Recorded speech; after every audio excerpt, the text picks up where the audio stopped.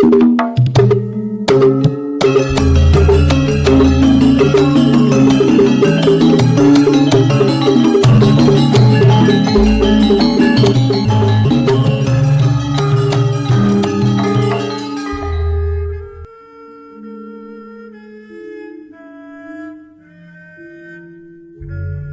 Ibu, para kadang kinasih simbah-simbah lan adik-adik, para rama suster bruder berkah dalem Gusti, sugeng rawuh wonten ing PDSK channel menika.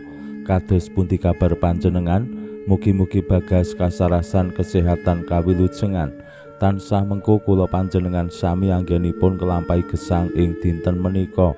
Lan mugi-mugi lumantar panglimbang basa Jawi waosan Injil kula panjenengan sansaya saged nggayuh iman kapitadosan ingkang leres lan mantep.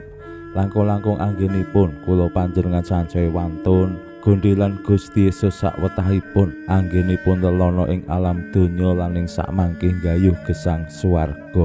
Wonten ing alaming gesang donya menika kula panjenengan kadangkala langkung pracaya dumateng arta utawi dhuwit, langkung masrahake diri marang maneka warni sing kadonyan, mbuh kuwi jabatan, mbuh kuwi pekerjaan, mbuh kuwi tiang-tiang tertentu sing dadi srana anggenipun kula panjenengan bertahan ing alam donya.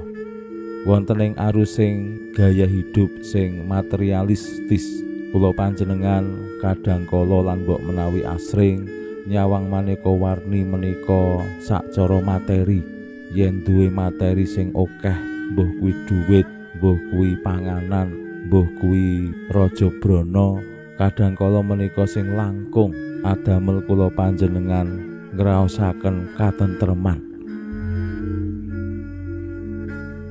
Awit menapa sing kadangkala agawe rasa kuwatir ing uripe awake dhewe ya magayutan kalian kabutuhaning urip, mbuh kuwi mangan, mbuh kuwi gawean utawa pendidikane anak-anak, masa depane anak-anak, saengga lajeng yen namung ngendelake Gusti Yesus, ngendelake iman kapitadosan, sok-sok rasa kuwatir menika tetep manggon ana ing ati. Lumantar waosan Injil dinten menika kula panjenengan kaparingan pitedah saking Gusti Yesus piyambak. Kados pundi para murid pancen dikersakake supados saged ngendelake Gusti Yesus tansaya gondhelan Gusti Yesus sawetahipun wonten ing gesang. Supados menapa kanthi menika para murid lajeng saged misungsungake lan migunakake raja brana sing kadonyan kangge nggayuh gesang kasuwargan. Raja brana kadonyan boten namung lajeng kangge nyekapi kabetahan utawi kasenenganipun pribadi, ego pribadi, nanging saged dibagekake marang tiyang sanes sawetahipun.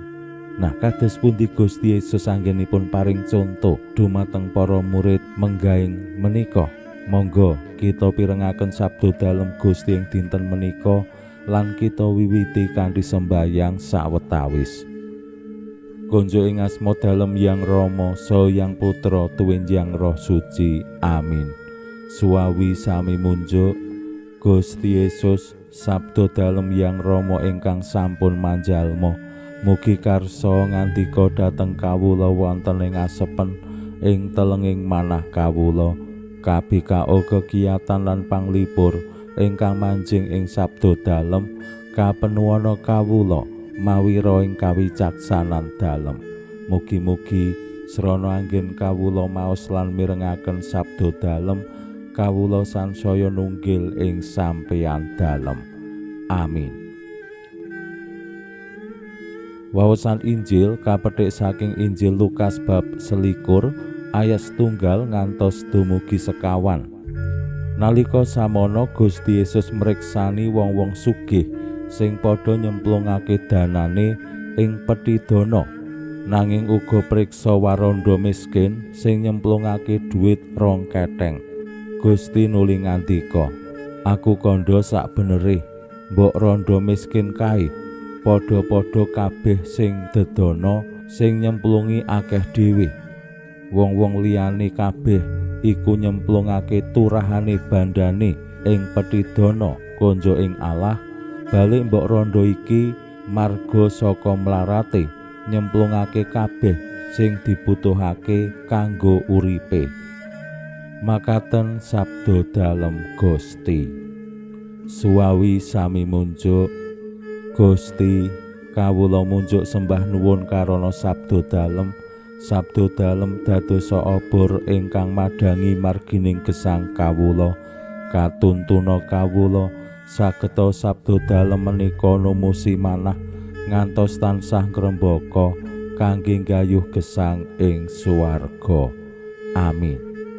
Bapak Ibu para kadang kinasih simbah-simbah lan adik-adik, lumantar waosan Injil dinten menika yen dirasa-rasakake dilimbang-limbang kados-kados Gusti Yesus menika radi nyeleneh lan mbok menawi tumraping tiyang Jawi ya ora elok. Awit menapa Gusti Yesus mriksani tiyang-tiyang sing nyemplungake dana.